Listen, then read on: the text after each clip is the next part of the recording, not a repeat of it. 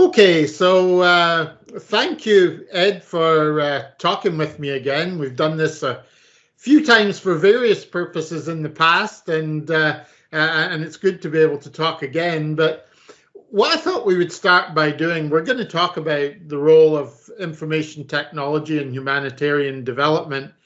But I thought that I would start just by introducing students to you. You've got a long, not that long, but distinguished career. Long's probably a bad word, but a distinguished career in technology and humanitarian development. And there are three aspects of that I wanted to touch on. The first is your role at the IFRC, the International Federation of the Red Cross. There you were responsible for technology, and perhaps you just tell the students about what that entailed.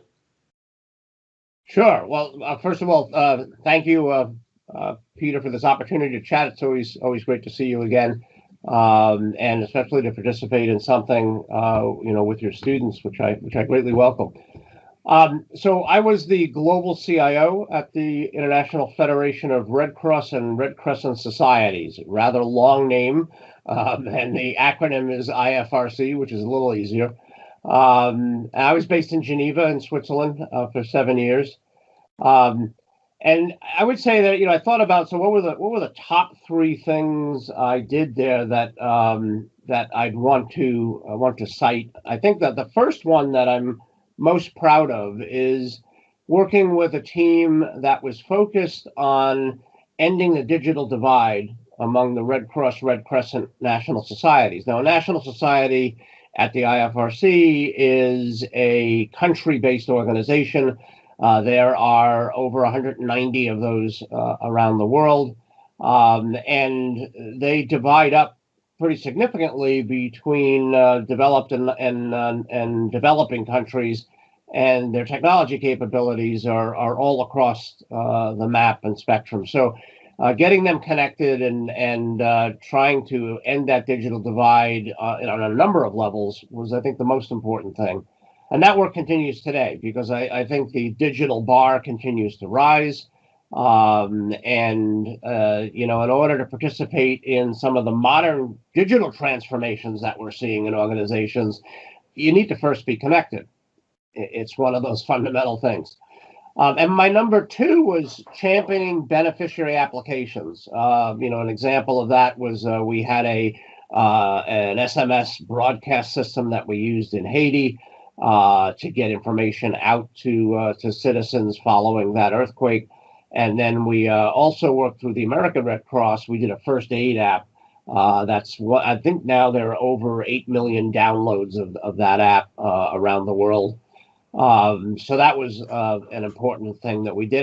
And the reason that's my number two is because that's touching the actual citizen beneficiaries with whom we work. And sometimes I'm able to list that as number one, but that's on my top three list. And my third one was moving our data centers to the cloud. This was our, everybody was really proud of the fact we had 170 servers on two data centers on site. And they felt that was an indication of the level of service we provided to the organization. And I said, well, here's the new goal, 0 servers. Which there was initial panic, but then, when people realized the types of things we could do with that and how we could grow and handle surge requests for power and things like that, then it became I think a strategy that everybody got behind. Now, those three parts are really part of what I call the get in, the get out, and the move up strategy. So the working more with beneficiaries is getting into the types of technology that are closest to the mission of the organization, working with the vulnerable people, and then getting out of the lights on business, so like servers and data centers, and working with partners who are better able to deliver that is the bottom or the get out of the strategy. And then move up means how do you take the portfolio of IT projects and have more of those projects being done that impact beneficiaries and field workers rather than benefiting lights on and enterprise applications and headquarters. So I would say those three things are what I most paid most of my attention and time with at the IFRC. And that might have been enough. That was a lot of good work. But while you were doing all of this, you also were the founding chairman of NetHope. And NetHope is an organization we've worked with at the University of Waterloo for many years. And so can you introduce NetHope to the students? What is it? And why is its role so important? Sure, exactly. I mean, three things about that. First of all, NetHope's a collaboration right now among the 56 of the largest international nonprofits, and working at the crossroads or intersection of technology and nonprofit work. So these are the technology leaders of these nonprofit organizations, and then working in partnership with technology company leaders as well. And so we do joint projects together. We do joint education. We have, technology companies come in and do executive briefings for us and things like that. So, and then we also provide a significant number of deals and discounts for members that we've negotiated with the major technology companies so that nonprofits can take more advantage of some of the latest technologies. Because, on average, my second point is that nonprofits spend about a third of what corporations in North America spend on IT. And so one of the drivers for NetHope and drivers for that collaboration is scarcity. It's hard for us to do new things that we believe in terms of applying technology and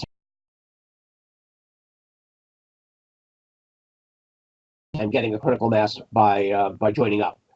And then we all believe in a common vision. That common vision is that we believe technology can make a difference in nonprofit work, and that the common challenge that we all faced was how to bring that technology, particularly out the last 100 kilometers, to the most challenged areas in which we're working. So I think those three things are sort of sum up what NetHope is about and why now the organization is 18 years old. So we have our 20th anniversary coming up, and it continues to thrive and be involved in all sorts of both disaster relief and development work around the world. Yeah, it seemed to me NetHope had a very important role as technology became more significant, more a part of what most organizations were doing. For NGOs, NetHope really acted as a catalyst to, enable their movement into that world, and continues to do so. Yeah, exactly. We'll talk more about that a little bit later, but in terms of that catalyst role. But you're absolutely right. Okay, and so now you're sitting there in your office at the University of Michigan. Not so far from Waterloo, but you're doing some very interesting work there, and I thought we should share that with the people who will be watching this as well. Sure. I've thought of my career in terms of chapters in a book. Actually, it was something I heard from Charles Handy, the British author. He said in the postmodern era you can expect to have 5 careers, and I heard that when I was 38 years old, and so I started to think about, I was aware that I happened to be in my second chapter at the time, and what would be the next 3 after that. And so number 4 in that view, if you will, was working at a university. When I was on sabbatical at the Tuck Business School at Dartmouth in 2008, I said, well, when I retire from the Red Cross, this is what I want to do next. And so I'm here doing a variety of things, but it's all under the umbrella of my goal is to give back to the next generation of IT leaders, to encourage them to become involved in humanitarian and conservation work, whether they're doing that directly by working for nonprofits or they're doing that within the corporations in which they work, since the corporate social responsibility programs are such a big part of what organizations are doing these days. And I teach 2 classes. I teach one in crisis informatics in the fall, and then I teach IT leadership and management in the winter, which is the current semester here. And then I've got 3 initiatives that are going on the research side. I've got what we're calling now is a crisis immersion lab. It's morphed in terms of its name over the last couple of years. A Data for Good Center, where we're bringing together some interesting data sets about refugees, about nonprofit reports, about even the IT surveys that are done in nonprofits. And a number of the master's students here are doing either theses or writing papers that will be based on those data sets. And then we're doing an NGO technology company internship program, where there's a tech company person, there's a NetHope member, and then there's a student from the master's program here working together as a team on some nonprofit problem for the summer. More important and innovative work that is certainly, is consistent with what you had been doing at the Red Cross and in NetHope, and will continue elsewhere, I'm sure. But the next, I wanted to talk about the role that information technology is playing in the work of NGOs today. Something I'm keen to understand is that there must be choices about the allocation of resources, of scarce resources.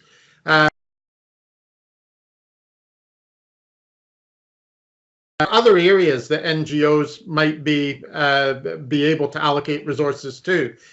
So how do they deal with that? Presumably those exist, and how do they deal with it?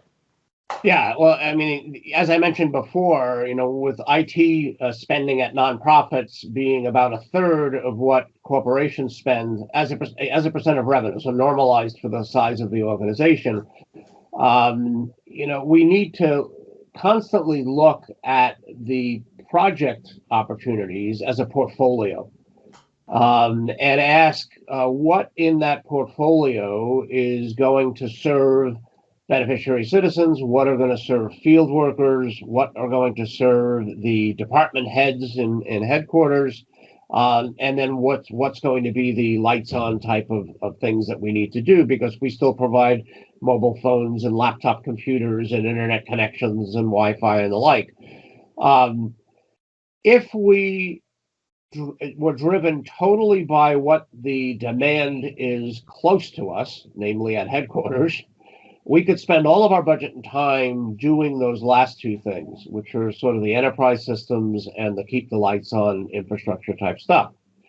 We wouldn't be doing any of what I consider the top two layers on this, what I call the IT strategy pyramid. And those are the technologies that touch beneficiary citizens directly, and those that touch and make the field workers' jobs more effective. And they, of course, are the ones working directly with citizen beneficiaries. If you look at it as a portfolio, then you're saying what part of our system's projects are being done at each of those levels, and then have we reserved a portion of our time and budget to meet those beneficiary and field worker demands.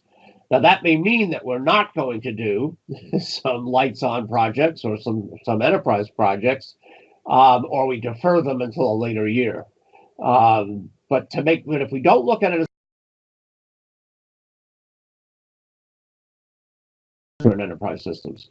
One of my colleagues at Dartmouth, V.G. Gavanajan, had a recent book that he published called The Three Boxes. And he said, and the reason I'm mentioning this is because it was just in my lecture this week where we touched on it in sort of wrapping up our IT strategy unit. And he says that, if you have one box, which is managing the present, and that's keeping things running, and the next box is selectively forgetting the past. So what things are you retiring? I like to think of IT systems like milk containers. They have expiration dates, So when are we retiring these things? They're just simply not using them anymore. A good example is a desktop telephone. I don't think I've made an outbound call on a desktop telephone for 5 years. And the people who call me on them are usually robots. So, so that's a technology that should be retired, for example. And then the third box is creating the future. And, that's where we think about innovation things. So how are we going to take advantage of new technologies, emerging technologies? And if we look at what we're doing in the IT department, whether it's a nonprofit organization or for-profit organization, as having those three groups of things, keeping the things running, which is the present, selectively forgetting the past, and then creating the future. I think it's a useful way to view technology at a nonprofit, and about how to make some of those hard decisions. About what, because if you selectively forget some things, you hopefully are saving some money that you can invest in creating the future of things. Makes sense. And to understand the role that technology has now in terms of disaster relief, so particularly with the beneficiaries and the people who are active in the field, can you describe the difference that information technology now makes in disaster relief, and maybe any examples that you may have experienced? Sure. I think one possible way to look at this is as three main categories to consider. The first is the work and the data communication for responders. And that's one circle of disaster response work. And then there's the beneficiary communications, which is how do we get information to citizens and even connect them with the work that we're doing.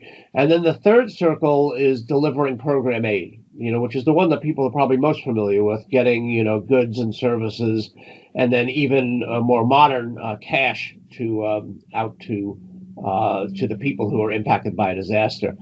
Now, disasters, and this is probably, as one of my former bosses used to call, a blinding flash of the obvious, but disasters usually disrupt the flow of information and communication and goods. Those things get derailed. And so reestablishing these and providing, technical-based alternatives quickly becomes critical. Because the getting work done in an organization requires the right tools to do it. And when the primary tools are not available, what are your backup or your B plan tools?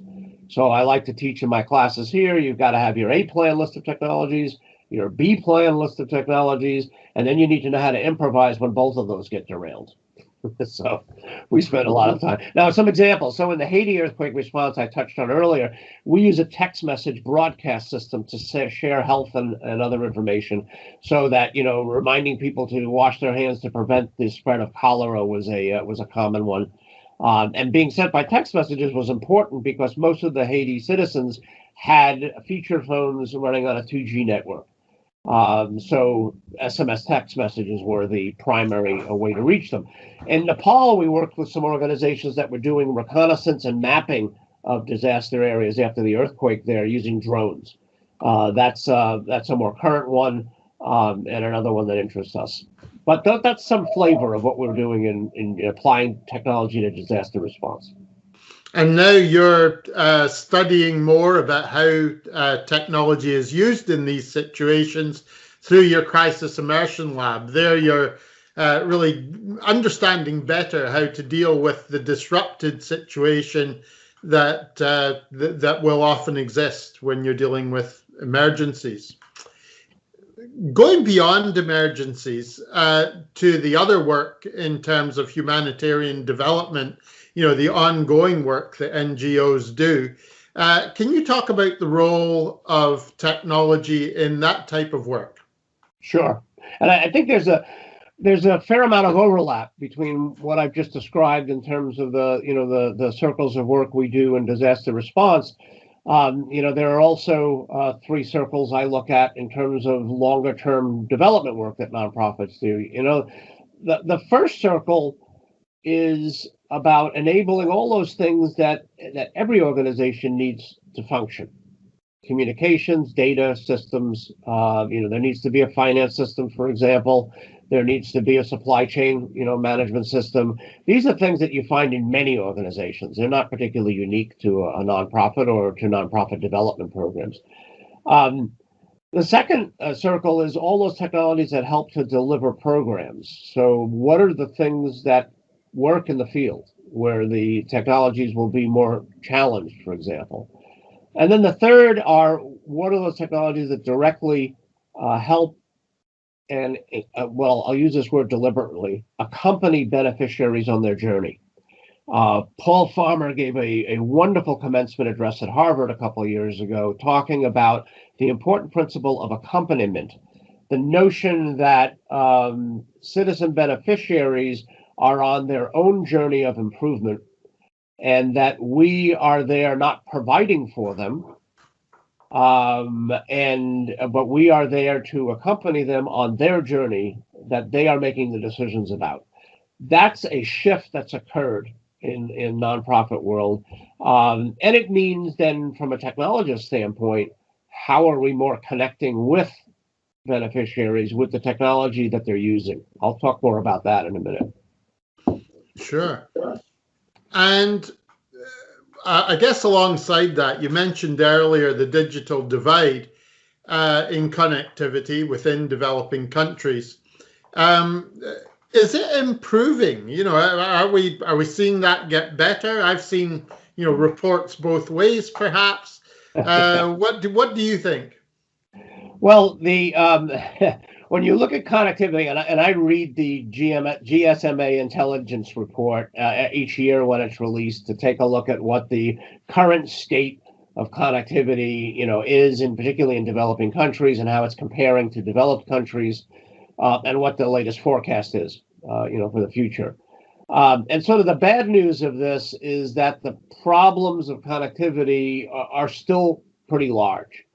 You know, one of the culture shocks, I think, that students experience and first-time nonprofit workers experience is you get off the airplane in Mali, for example, and things seem to work okay while you're there at the airport and in the nearby city. But as soon as you go out in the country, all of a sudden your phone is not working. Or if it is working, you've got maybe some voice connectivity, but you're not getting any data transmitted. And so the real challenge becomes, okay, so how do you work when your connectivity is limited, particularly in terms of data, and it's not able to handle the volume and the speeds that you're used to for doing your work? It's a bit of a mind shift that has to happen. The good news is it gets better every year. You know, and one of the principles we try to follow when I was sitting in the CIO seat is don't bet against the network. Oftentimes, by the time it takes you to work around it, the network will have improved. However, that has to be tempered by the fact that, you know, the GSMA forecast is that there's still going to be a 20% gap between developed and developing countries that is going to persist into the next decade.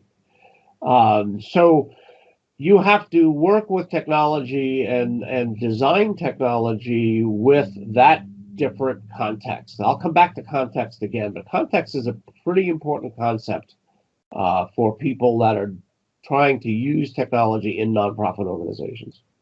Yeah, presumably meaning that you've got to take into account the real conditions that you're dealing with on the ground as far as connectivity goes, and ensure, you know, that solutions that you might be looking at are appropriate for that, rather than simply being taken from the conditions we have in the West and applying them there.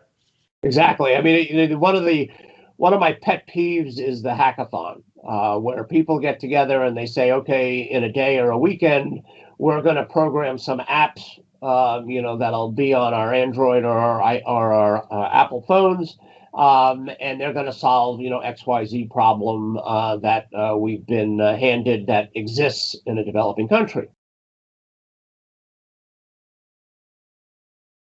Connectivity context is how they're going to download that app. Number one. Mm-hmm. Number two, what assumptions are you making about what phone they're holding? Yeah. And will it be able to run that particular app? And so, you know, it's probably the height of arrogance when we design things that meet our context or the context that we're familiar with. Very important.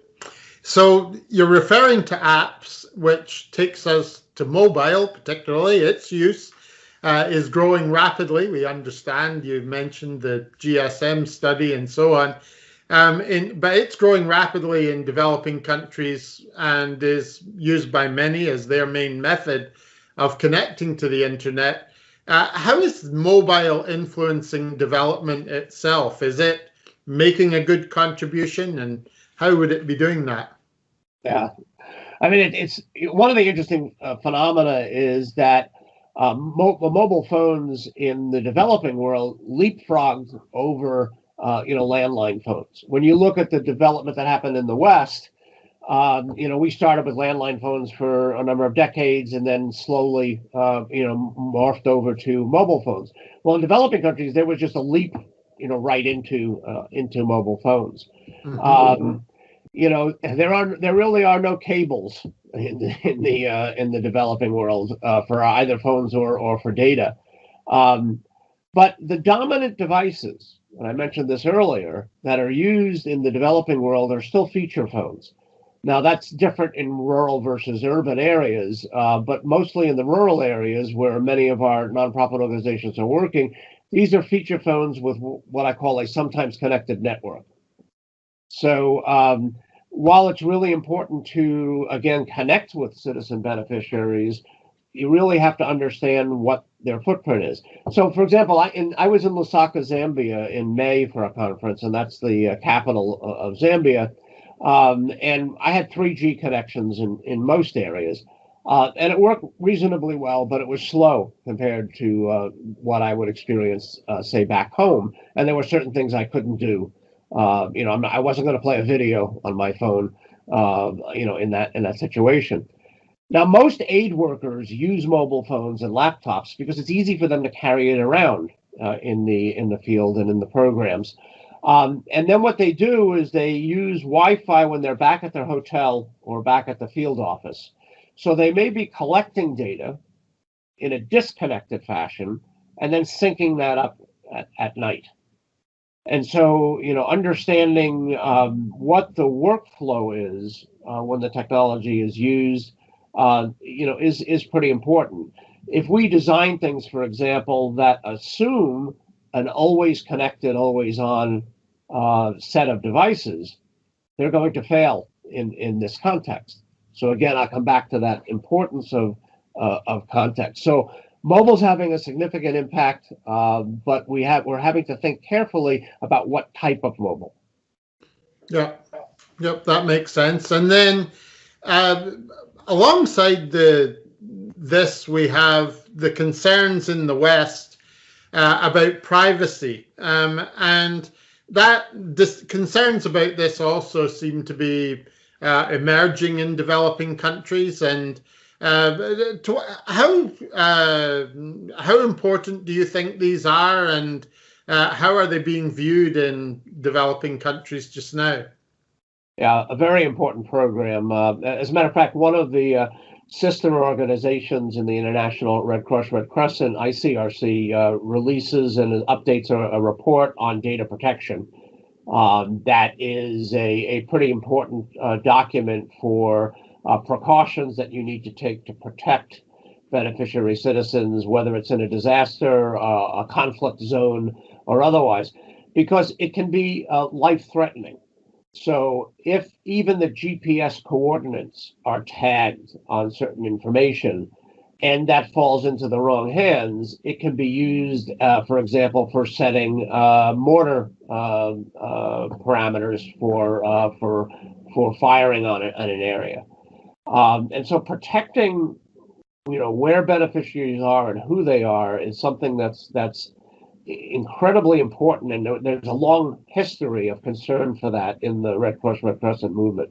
Now, the flip side of it is that sometimes saving lives wins out over privacy. Now, I'll give you an example. In the Ebola crisis, sharing data about where the ill patients were and who had died where among the nonprofits responding in West Africa was critical to containing the spread of the disease. And so that information was often shared in whatever the most expedient way was, sometimes even putting them up as a Google Sheet, for example. Not very secure, not very protected, but stemming the rapid spread of the disease took priority. Now, you'd like to do both, but if you're in a situation where you have to make some quick decisions, saving lives is more important. Absolutely, and these are choices that, when we think about privacy in the West, really aren't on our, on our dashboard. We aren't considering the life-threatening implications, and we're not considering the life-saving implications of how we deal with privacy. And it highlights perhaps some of the compromises that might need to be made in some areas, perhaps in the future. As far as the politics inside developing countries, we heard a number of years ago that we were going to see a widespread outbreak of democracy as a result of the internet. We saw the revolutions in North Africa and so on. How do you feel that the internet is impacting and information technology is impacting political situations in developing countries? Yeah, no, a really good and important question. And some of my colleagues in some nonprofit organizations are focused precisely on the issue of how do we increase democracy in the world. A colleague of mine who actually sits in the office right next to mine is Kentaro Tayama, and he wrote a very important book called Geek Heresy. And he argues that technology amplifies the underlying social reality. It doesn't create it. And so what I would say is that technology may facilitate the flow of information, and I think it does, but it matters who's using it, in which way, and how they're controlling it. And when you dig deeper into the Arab Spring case study, it's a good one. It can make possible sharing of wider democratic ideas and even more citizen participation in democratic ways. But in itself isn't the primary means of that change happening. Yeah. You have to pay attention to the underlying social reality. And that means examining things that we take for granted. In Western societies, there's certain aspects of democracy that we take for granted. It's assumed. Now, again, I said you have to be careful about context. You have to, in some countries, that's not the assumption. Mm-hmm. So be careful what you post on Facebook when you're traveling. Absolutely. Okay, so I've got two further questions. The first is about the future impact that technology might have in humanitarian development. Can you talk just a little bit about what you think we might see in the future? Yeah, I like this. This is the crystal ball question. So, yep. One of the problems that it's funny because at the IFRC, and they're just in the cycle of doing this now. They have a 10-year strategy. It takes 2 to 3 years to develop that 10-year strategy, and then the next one will go from 2020 to 2030, and it's almost impossible to project what technology will look like in 5 years, let alone 10. And the interesting test case is if you look back 5 years or 10 years about all of the things that have come up. I show a chart, for example, of what happens in an internet minute. How many downloads from this company, how many photos posted, etc. And when you look at that chart and you realize suddenly that 60% of the companies on the chart didn't exist 5 years ago, it's rather enlightening. So I just say that as a backdrop in talking about the future, that you need to take that into consideration. But I mean, the first thing is that, and this is a variation on Moore's law, and that speed, power, and lower costs will continue to improve. Moore's law itself may have hit some limits in terms of the CPUs in computers, but then if you apply it to things like 3D printing, you see it happening, all over again. And so that change in speed, power, and lower cost will have impact in the humanitarian space, particularly in making more technology available to those who have lower income.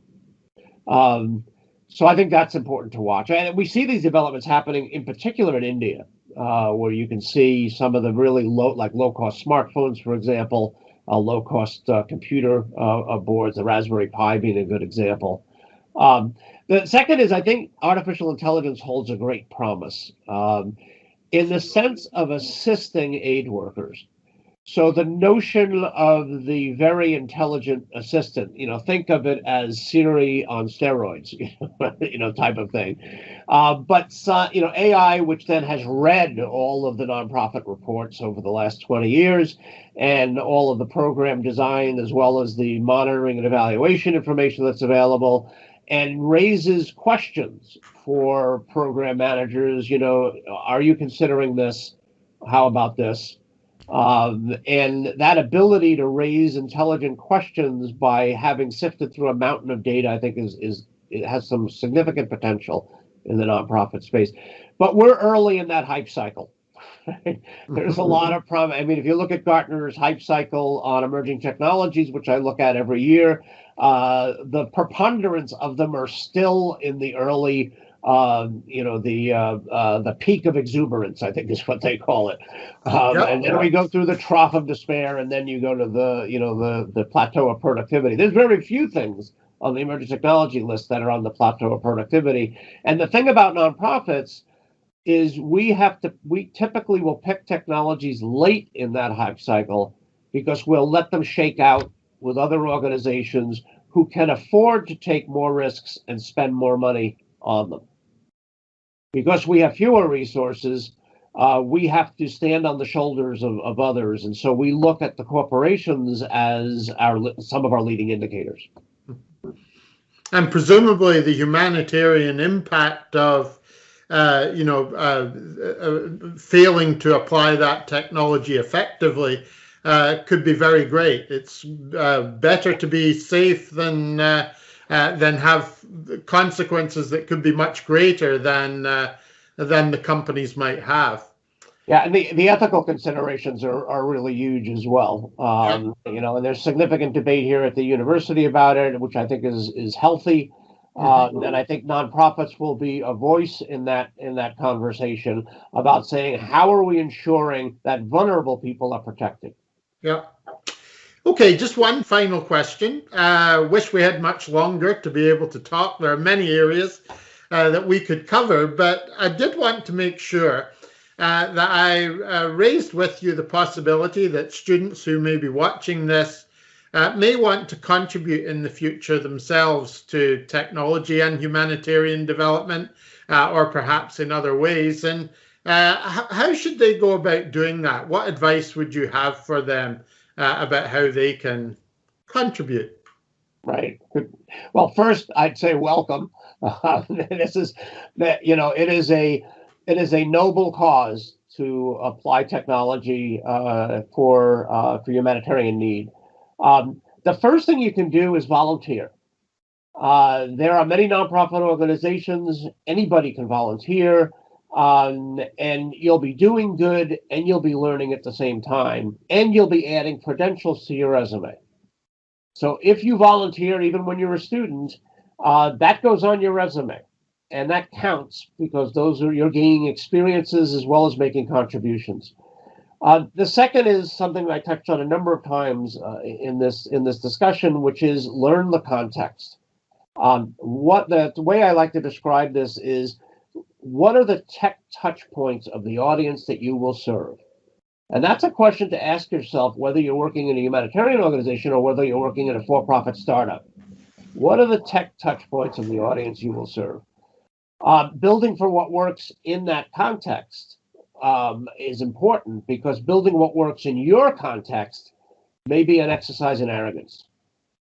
So the third thing then, which follows directly from that, is practice humility. It's an important soft skill. When we learn and we're really good at technology types of things, and we know how to solve technology problems, it's sometimes a difficult concept to say that I want to be able to learn from the people I'm going to serve. What can they teach me about their context, their culture? And that becomes an important exercise, whether it's in a developing country or whether it's in a company that you're serving down the street. Because you won't get adoption of the technology unless you truly have learned from them what is important to them. So I would say volunteer, learn the context, practice humility. That's my 3 pieces of advice. I was always told that the smartest people were the ones that knew how to listen, because they were the ones who would learn. If you were talking all the time, then you were unlikely to be learning anything new. And Right. that made perfect sense to me. And I'm sure you've done a lot of that, a lot of listening too, Ed. What you've enlightened us with in the interview has been, I think, very valuable for the students. And I hope that it will enable many of them to contribute positively in whatever they do to improving the world. So thank you for taking the time today. You're welcome, Peter. Always great chatting with you. And good luck to all the students that are watching this. The future's yours.